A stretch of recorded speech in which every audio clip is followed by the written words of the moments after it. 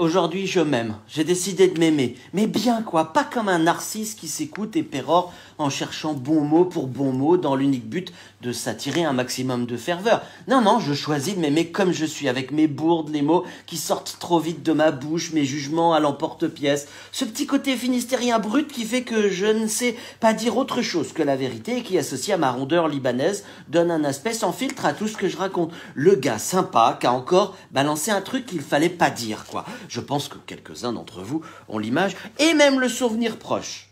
Pourquoi je vous dis que je m'aime ? Eh bien parce que si je suis bien les conseils du bon Dieu, eh ben c'est bien ce qui nous est demandé et nous ne le savions pas. Ou plutôt, nous les cathos, on a zappé l'essentiel. Allez, je vous le restitue. C'est dans l'Évangile, en Matthieu. Apprenant qu'il avait fermé la bouche aux Sadducéens, les pharisiens se réunirent en groupe et l'un d'eux lui demanda pour l'embarrasser. « Maître, quel est le plus grand commandement de la loi ?» Jésus lui dit, « Tu aimeras le Seigneur ton Dieu de tout ton cœur, de toute ton âme et de tout ton esprit. Voilà le plus grand et le premier commandement. Le second lui est semblable. Et là, les amis, écoutez bien, tu aimeras ton prochain comme toi-même. » Bim ! Et dire que nous ne l'avions pas vu. Ben oui, nous ne l'avions pas vu. Pendant des décennies, on a eu tendance, en plus d'oublier le premier commandement, de se focaliser sur le second, mais façon, aimons-nous les uns les autres comme le Seigneur nous a aimés. Mais ça, c'est la suite, c'est plus l'évangile, c'est pas la loi, ce sont les décrets d'application. Aimons-nous les uns les autres, c'est Jean, à la fin du Nouveau Testament. Alors du coup, depuis 70 ans, on en a fait des caisses pour lancer des associations, recueillir des fonds, s'engager, se réengager et se construire d'autres chapelles, des groupes avec plein de gens à aider. C'est bien, c'est très bien même, on les accueille, on comble toutes sortes de leurs besoins, on les oriente, mais on leur parle pas trop de nous, de notre expérience spirituelle, de ce qui nous rend heureux au service, nous ressource et fait que nous sommes si attentifs aux autres. Bref, on en a encore les jetons. On a les jetons de dire que ce qui nous anime et nous enthousiasme, c'est notre foi.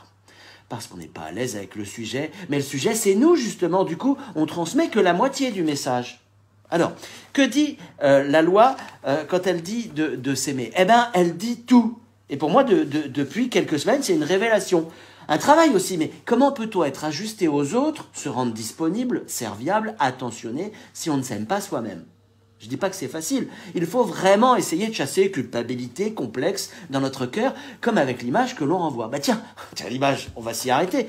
Pour moi, cet été à la plage, je le sens moyen, le maillot de bain. Plutôt l'impression d'être un poulpe mort le temps d'une sieste qu'un majestueux cormoran séchant ses ailes au soleil. Si je m'arrête à ça, je ne fais que ce que le monde me propose, cacher la misère et travailler les apparences. Et on en crève de se regarder le nombril pour le nombril. Que cela ne m'empêche pas de faire un effort et de faire un peu attention. Chérie, c'est promis, je vais faire gaffe. Mais l'essentiel est ailleurs. Au final, c'est saint François d'Assise qui a eu raison et qui a choisi la meilleure manière de montrer sa foi. Il s'est mis à poil, carrément, et puis joyeusement en plus, devant tout le monde. Et il est parti servir le bon Dieu. Relisez son histoire, c'est pour de vrai. Du coup, pour le mois de juillet, je sais ce qu'il me reste à faire. Enfin, je vais y travailler encore un peu pour être réellement ajusté. Allez, à la semaine prochaine.